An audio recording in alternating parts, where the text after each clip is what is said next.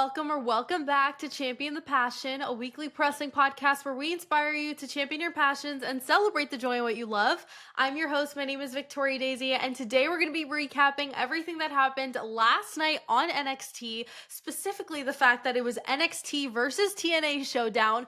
But before we dive deeper, don't forget to leave a 5-star review if you enjoyed. Follow me at It's Victoria Daisy across all social platforms and follow Champion the Passion across all streaming platforms. But let's dive right into the opening match. So we started off hot because we kicked it off with the NXT Tag Team Championships on the line. Dark State defending against the Hardys. Oh my goodness. This was such a fun match. Although I will be honest, it did feel a little short. Maybe that's just my opinion, but I loved that we got to see the classic battle between power and speed and getting to see two generations collide. It was so good. But of course, in the end, the Hardy Boys won. So now, not only are they TNA Tag Team Champions, but they are also now the new NXT Tag Team Champions. So they hold 2 sets of gold in 2 different companies, and that is so iconic for them. And what's really exciting is this upcoming Sunday at TNA Bound for Glory, they are defending the TNA and NXT Tag Team Championships against the Dudley Boys. You heard that right. I am so excited to see that match. I think it's going to be so good. And who says the Dudleys won't win?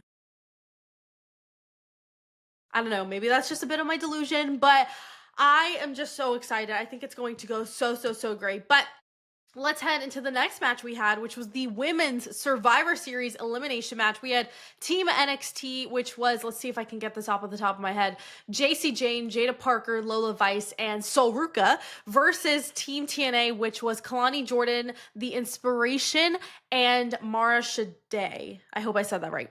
And I just have to mention before we get into the match that The Inspiration came out to their Iconics entrance music, which for those who don't know, The Inspiration used to be in WWE way back when. They had some of the most iconic music and entrances, and for anyone who watched in the 2010s like myself, it's just ultra nostalgic. And so it was just a little nod to their previous run, but I loved it. But to the match, it was a really good match. Every woman brought fire and iconicness, pun completely intended. I was on the edge of my seat the entire match, but specifically every time there was an elimination, I was tweaking out. But I loved the story being told, especially with the NXT girls, with Jordan Grace as the special guest referee, and JC and Lola and Jada and everybody. It was so good. But in the end, Team NXT took the W, which was so awesome. After moving right along, we had the NXT North American Championship on the line. Ethan Page defending against Mustafa Ali. Now, this was surprisingly a really good match. There were countless spots, though, that made this match all that it was. One that I really want to point out is actually kind of a funny one. So Mustafa, actually, I don't even know if this was a spot. This probably just happened on accident, but it turned into something really funny. So Mustafa's foot got caught on a wire from the commentary table. And so he was outside trying to then climb onto the ring to climb up the turnbuckles, but because his foot was stuck and he didn't know it until he got almost to the top, he was struggling, and so Ethan Page just completely shoved him off the top turnbuckle onto the ground. It was hysterical. It was little moments like that I thought were great. But in the end, Ethan Page retained his title, which I totally expected. Then after, we had the main event. That's right, we had 4 matches. I don't know how that was 2 hours. It felt short, but there was 4 matches, no segments. We'll talk about it later. But we had the Men's Survivor Series elimination match. We had Team NXT with, let's see if I can do this off the top of my head again, Ricky Saints, Trick Williams, Miles Bourne, and Javon Evans, there we go, versus Team TNA, which was led by Mike Santana, Frankie Kazarian, Moose, and Leon Slater. There we go. I can't believe I just remembered all of that off the top of my head. But this was honestly a really fantastic match. Perfect match to put as the main event. I am slightly biased because most of these guys are some of my favorites. So of course this match was 10 times better for me just because it's like some of my favorites. But truly, It was so good. All the eliminations had me on the edge of my seat, similar to the women. The storytelling was great, and not to mention having Joe Hendry as the special guest ref was also really cool. I felt like he was so committed to the bit, and I loved every second of it. It was so good. It was so funny.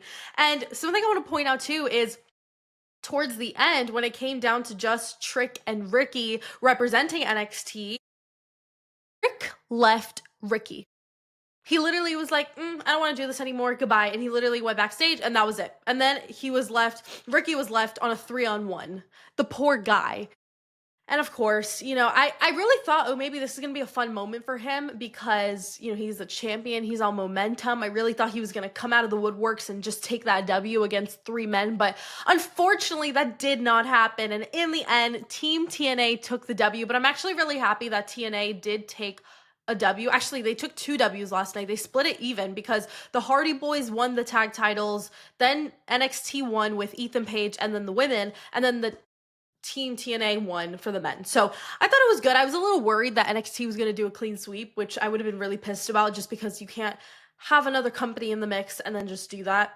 I don't know. That would have left a bad taste in my mouth. But thankfully, they did not do that. But let's head into my overall thoughts. I thought the show was good. The only thing is that there was 4 matches and no segments, like I mentioned. And I wasn't a fan of that. Now, I know this was kind of like a more special show. Maybe like a heat wave before that became a PLE. But I don't know, I was kind of hoping just for more, but unfortunately we didn't get that. So my match of the night was definitely the main event, hands down. It was awesome.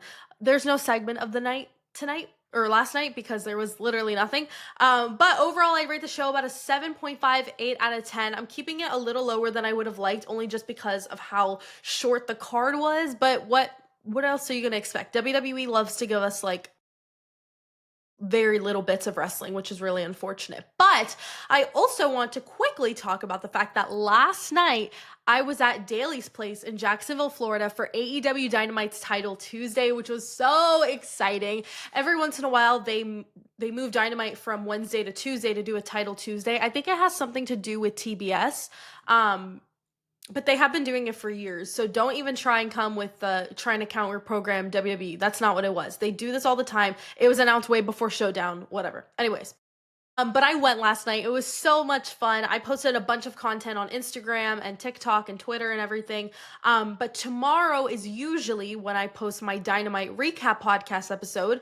But we're not going to be doing that for 2 reasons. One, because then it would have already been 2 days after the show went on air, and I just feel like people have moved on. And 2, because I actually have a YouTube vlog that I would prefer to share with you guys over a recap, especially because I was already at the show and you guys already saw the content, so it would make no sense for me to share it twice. But it's kind of like what I did for SmackDown 2 weeks ago. I didn't do a recap, I just posted the vlog. So that vlog will be available tomorrow on my YouTube channel. I don't know exactly what time, but sometime tomorrow. Keep your eyes peeled. It will be posted, which I'm very excited about. And then on Friday, I will be dropping a bonus podcast episode where I will be previewing and predicting the entire card for WWE Crown Jewel that is happening on Saturday, which I'm really excited about. And we'll talk more about that then. But until then, thank you guys so much for watching and listening to this episode of Champion the Passion. Don't forget to leave a 5-star review if you enjoyed. Follow me at It's Victoria Daisy across all social platforms and follow Champion the Passion across all streaming platforms. Don't forget to champion your passion and celebrate the joy in what you love. And I'll see you guys in the next episode.